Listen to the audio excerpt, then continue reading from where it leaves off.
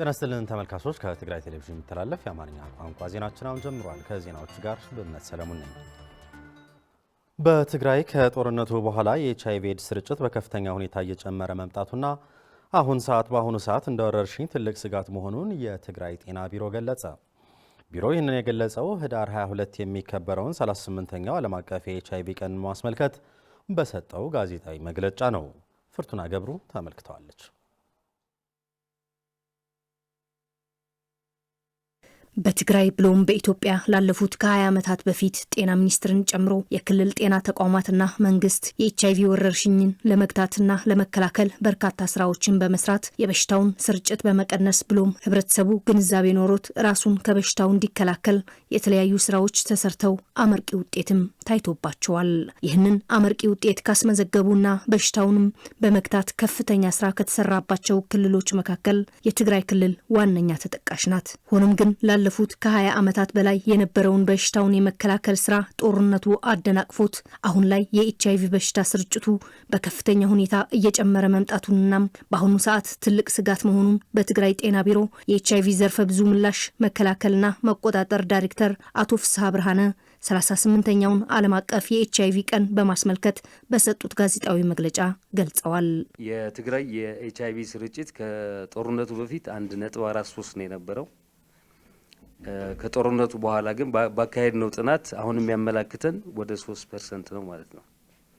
ስለዚህ ደግሞ ትግራይ በጣም ወረርሽኝ ውስጥ እንዳለችና በተለይ ካልሰራንበት ደግሞ የቀጣይ ትውልድ የመኖር ተስፋ የሚያጨልም ነው ሁኔታው ማለት ነው።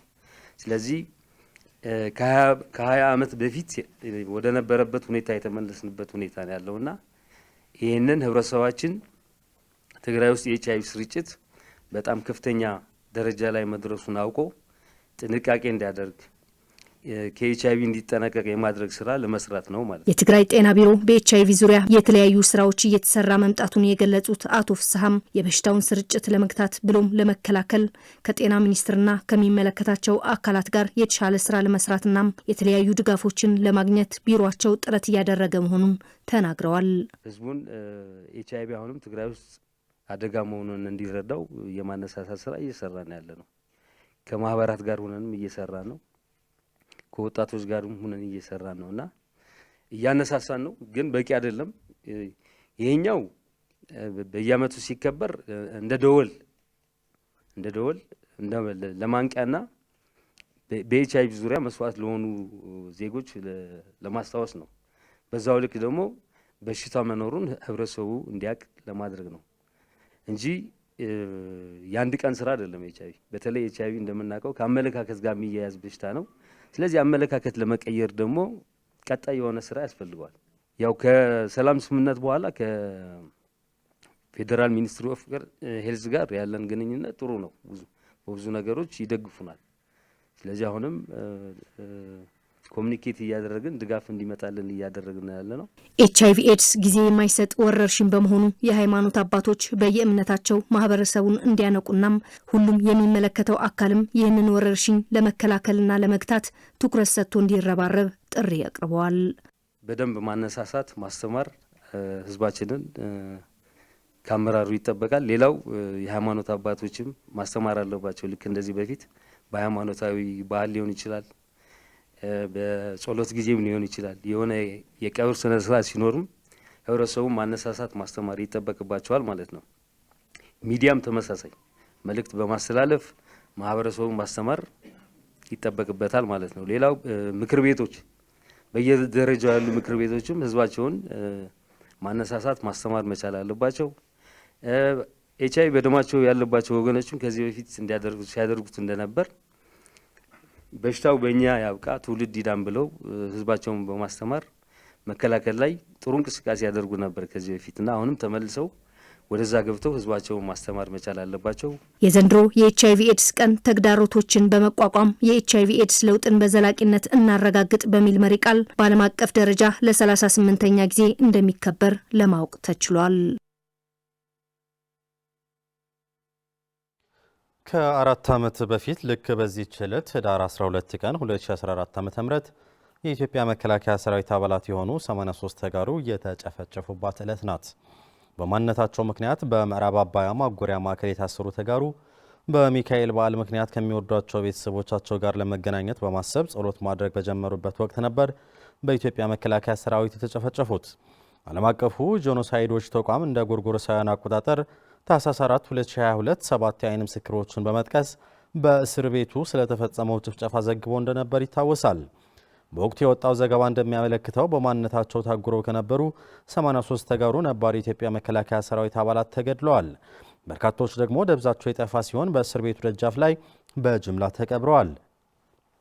ምዕራብ አባያ በአንድ ጊዜ ብዙ ሰው የተጨፈጨፈበት ስለሆነ ነው እንጂ በሌሎች 7 የማጎሪያ ለየብቻቸው የተጨፈጨፉ ተጋሩ በርካታ መሆናቸውንና ተበዳዮች ፍትህ ሊያገኙ እንደሚገባም ዓለም አቀፉ ጄኖሳይዶች ተቋም ጠይቆ ነበር።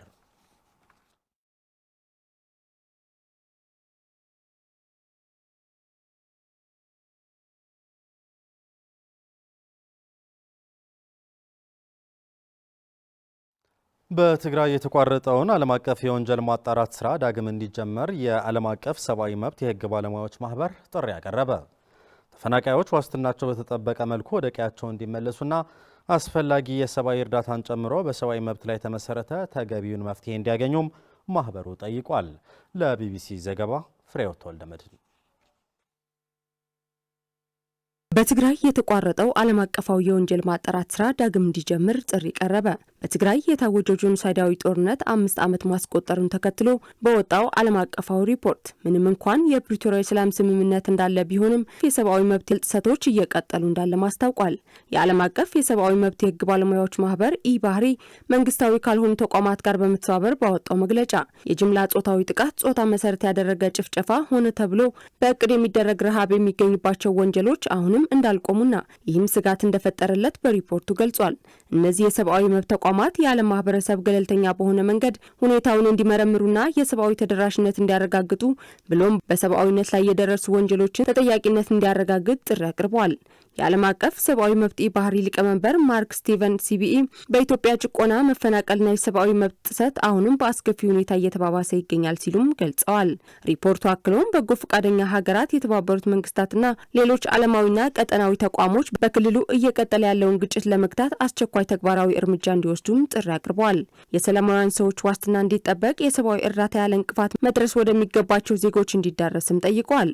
የጦርነቱ ሰለባ የሆኑ ዜጎችን ያማከለ የፍትህ ማዕቀፍ እንዲኖር፣ የስነ ልቦናዊና ማህበራዊ ድጋፍ ለሁሉም እንዲዳረስ ለማድረግ መስራት እንደሚገባም ጥሪ አቅርቧል።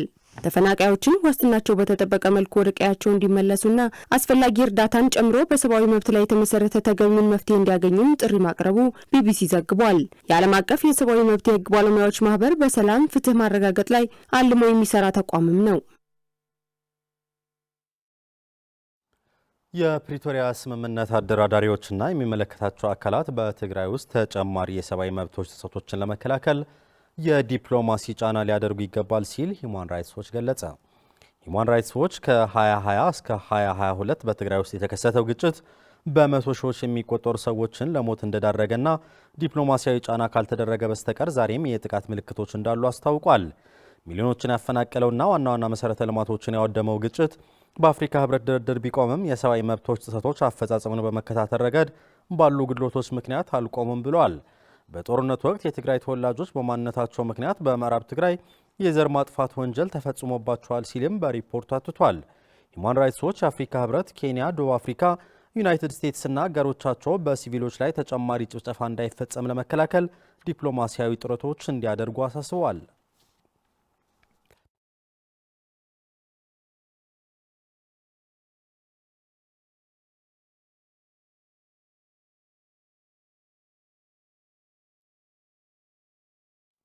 ዜናዎቻችን ይቀጥላሉ።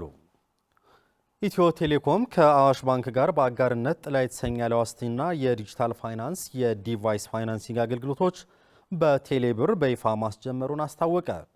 አዋሽ ባንክ በቴሌብር አማካኝነት ለሚያቀርበው ብድር አገልግሎት የሚውል በዓመት ከ2 ቢሊዮን ብር በላይ እንደሚያቀርብም ተገልጿል። ባልደረባችን ክብሮም ሰለሞን ከአዲስ አበባ የላከልን ዘገባ አለ፣ ተከታትለን እንመለስ።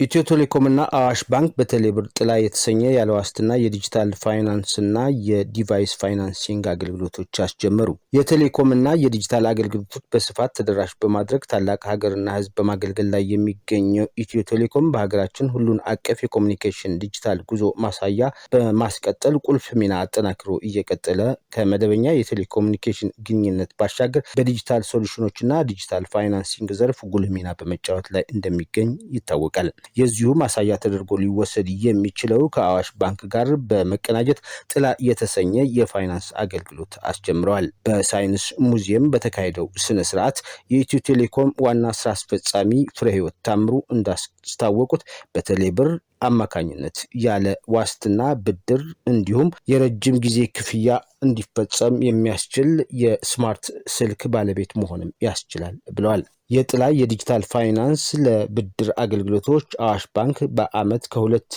ቢሊዮን ብር በላይ በማቅረብ ከኢትዮ ቴሌኮም ጋር ለመስራት ስምምነት ላይ መድረሱም ተገልጿል። ኢትዮ ቴሌኮም ከአዋሽ ባንክ ጋር በመቀናጀት ያስጀመረው ጥላ የፋይናንስ አገልግሎት የዲጂታል ኢትዮጵያ እውን ለማድረግ የተያዘው እቅድ አካል እንደሆነም በመድረኩ ተገልጿል። የተጠናከረው ዘገባ ክብሮም ሰለሞን ነኝ ከአዲስ አበባ። ኦክስፋም የተባለ የበጎ አድራጎት ድርጅት በራያ አላማጣ በ39 ሚሊዮን ብር ወጪ የገነባቸውና ጥገና ያደረገላቸው የንጹህ መጠጥ ውሃ ተቋማት አስመርቆ የርክክብ ስነ ስርዓት መካሄዱ ተገለጸ። ለሀፍቶ ብስራት ዘገባ ስለሻጉስ ኦክስፋም የተባለ ግብረሰናይ ድርጅት በራያ አላማጣ በሚገኙ 5 ቀበሌዎች ላይ በፀሐይ ብርሃን የሚሰሩ የመጠጥ ውሃ ገንብቶ የርክክብ ስነ ስርዓት አካሄደም። የላዕላይ ዳዩና ገርጃለ ቀበሌ ነዋሪዎች ሲጠቀሙባቸው የነበሩ የውሃ ተቋማት በጄኖሳይዳዊ ጦርነት መውደማቸውን ተከትሎ እንስሳቶቻቸው የሚጠቀሙትን ከወራጅ ወንዝ እየተጠቀሙ መቆየታቸውን በመግለጽ አሁን ላይ በኦክስፋም ግብረሰናይ ድርጅት አማካኝነት የተሰራውን የመጠጥ ውሃ ግንባታ ችግሮቻችንን አቃሎልናል ይላሉ። ከፍትለ ጸግበንየን ጎሮሮለ ኦክስፋም ባደረገልን ድጋፍ የንጹህ መጠጥ ውሃ ተጠቃሚ ሆነናል። ከብቶቻችንም በአቅራቢያቸው ውሃ እንዲጠጡ አስችላቸዋል። እያልና አይና ጽግብ ገንዘብና አይና ጽግብ ከዚህ በፊት ከነልጆቻችን ጭምር በውሃ ማጣት በከፍተኛ ችግር ላይ ወድቀን ነበር። አሁን ላይ በኦክስፋም ድጋፍ ከራሳችን አልፎ ለከብቶቻችን የሚሆን ውሃ ተሰርቶልናል። አርግዚ የብላ ግመል የብላ በጣም ያጥቃጸነ ከዚህ በፊት የሚጠጣ ውሃ አልነበረንም። እንስሳቶች የሚጠጡት ውሃ ነበር ስንጠቀም የነበረው። ያም ቢሆን በብዙ መከራ ነበር የሚገኘው። አሁን ግን ንጹህ የመጠጥ ውሃ አግኝተናል። የራያ አላማጣ ወረዳ የቁጠባ ዘርፍ ኃላፊ አቶ ብርሃኑ አበራ በወረዳው የንጹህ መጠጥ ውሃ አገልግሎት ይሰጡ ከነበሩት 297 የውሃ ተቋማት ውስጥ 47ቱ በጦርነቱ ወድሞ እንደነበር የገለጹ ሲሆን በኦክስፋም ድርጅት የተሰሩትና የተጠገኑት በፀሐይ ኃይል የተሰሩ በመሆናቸው ህብረተሰቡን ወጪ ከማውጣት የሚታደጉ ናቸውም ብለዋል። ቀድሞ ሁነታት ከ298 የማየን ነውራናና ማይመስተ ከጦርነቱ በፊት ወደ 298 የሚጠቁ የንጹህ መጠጥ ውሃ ተቋማት ነበሩ። ከነዚህ ውስጥ 171 ብቻ ነው የተሰሩት። 47 ደግሞ ሙሉ በሙሉ የወደሙና ሊጠገኑ የማይችሉ ናቸው። በ2017 ዓ.ም ጥናት ተካሂዶ በ2018 ዓ.ም በሶላር የሚሰሩ 4 በስፕሪንግ ደግሞ 2 የውሃ ተቋማት ግንባታና ጥገናም በኦክስፋም ድጋፍ ተደርገላቸው ለማህበረሰብ ክፍት ሆነዋል። የትግራይ ደቡባዊ ዞን የውሃና ኢነርጂ ቢሮ ቡድን አስተባባሪ አቶ ብርሃኑ ኪሮስ በዞን ውስጥ በጦርነት የወደሙት የውሃ ተቋማት ላይ ኦክስፋምና አጋሮቹ እያደረጉት ባለው ድጋፍ የውሃ አቅርቦት ሽፋን ከፍ እንዲል እያደረገው ነው ሲሉ ይገልጻሉ። ተነን ፋንክሽናሊቲ ሪዝበላ በመخنያት ኩናት ካብ 92% በጦርነት ውድመት ምክንያት አገልግሎት ከማይሰጡት 72 በመቶ ከሚሆኑት ውስጥ አሁን ላይ ከ30 እስከ 40 በመቶ የሚሆኑት በኦክስፋምና አጋሮቹ ድጋፍ የውሃ ግንባታና ጥገና ተደርጎላቸዋል። በመሆኑም ለኦክስፋምና አጋሮቹ ምስጋናን ያቀርቡ የሚያደርጉት ድጋፍ አጠናክረው እንዲቀጥሉበትም ጥሬን አቀርባለሁ።